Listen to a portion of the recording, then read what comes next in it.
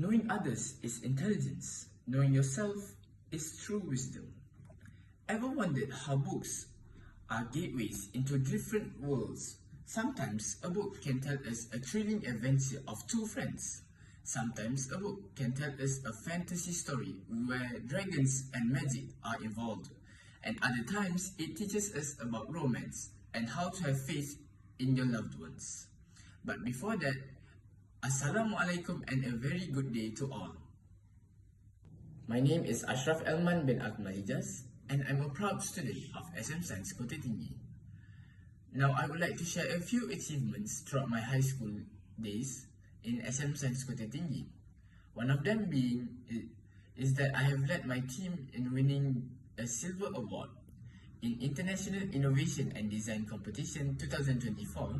The second being, me and my team have won runner-up in a debate competition in Kluang.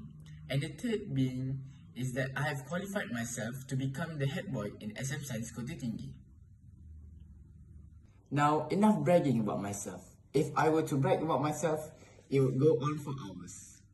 Now, what are we actually here for? Are we going to discuss a book that revolves around comedy and how to improve yourself? Or are we going to discuss about a book that revolves around romance and having faith in God? Well, neither of those genres are actually what I'm going to discuss about. For a matter of fact, the book that I'm going to discuss is a book entitled Sains by Nilam, if I'm not mistaken. In my opinion, Sains by Nilam is a breathtaking book. Its plot, its world building, its character development, all to me is superb. When I read it the first time, it left me in awe because of how amazing it was. Sains is a story that revolves around two main protagonists, Citra and Rowan, both on their journey to becoming Sains. So how did it all start? Well, for Citra, the night Sains Faraday came to her house, he was supposed to take her family's whole life, but he decided to join in for their family's dinner. There he met Citra, the strong-headed girl, and was intrigued by her, so he decided to give her an opera ticket. For Rowan, he met Sains Faraday at his high school. When Sains Faraday came to ask him about the quarterback of the school, at first, Rowan was reluctant and hesitant because he knew Sains Faraday's job was to take people's life. But he then agreed to take him to the office where he met the quarterback and took his life there. Then, if I'm not mistaken, Sains Faraday was intrigued by his compassion, so he decided to also give him an opera ticket. So in the middle of the story, both Citra and Rowan are training under the apprenticeship of Sains Faraday. There, they were took with Sains Faraday to conduct the act of gleaning, which is basically the act of taking one's lives. In the middle of the story is also when both Rowan and Citra realizes how corrupt Sains actually is. Sains is the organization that Sains Faraday actually works under. Is the organization that takes people's lives and is also the organization that controls the population of the world. Now, in the middle of the story is where both Citra and Rowan realize how corrupt it is and how actually people inside them are using their power for their own self-benefit. And by the end of the story, out of Citra and Rowan, only Citra was chosen as a Sains.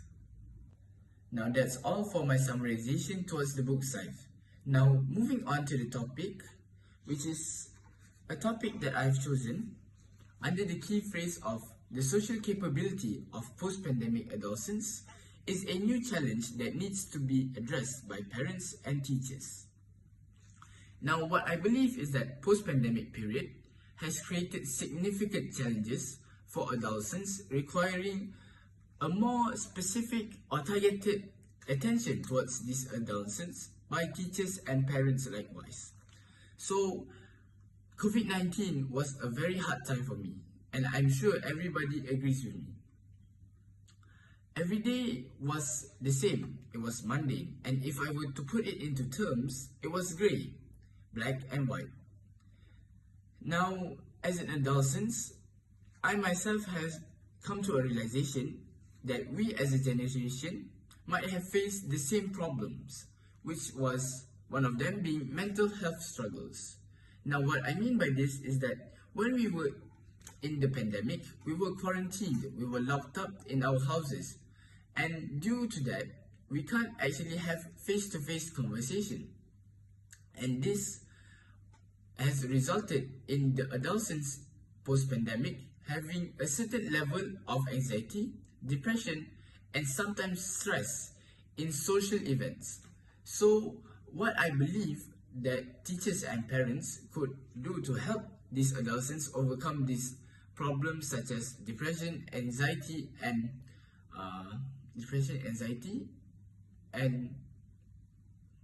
suicidal thoughts is by having or normalizing conversation about mental health. This would make these adolescents open up more towards their parents and teachers and see them as an individual that they can trust.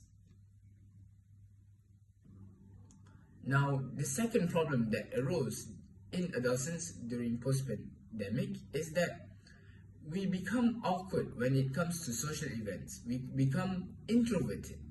Now, I realized that during the pandemic, a lot of us was playing games with each other and not actually interacting. Of course, we were interacting via the mobile phones, gadgets, PC, and etc.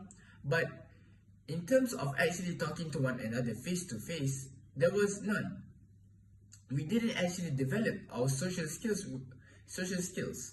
Now, this becomes a problem because in today's world, we see that adolescents, the majority of adolescents, are kind of awkward towards sometimes the same gender or sometimes towards the opposite gender.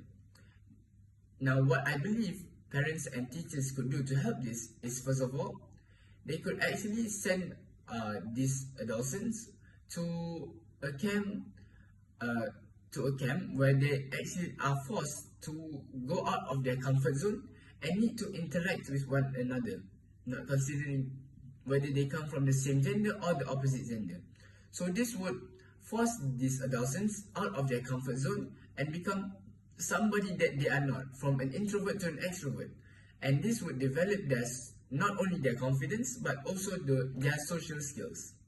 And with that, I would like to conclude the discussion for today's topic, which is under the key phrase of the social capability of post-pandemic adolescents is a new challenge that needs to be addressed by both parents and teachers.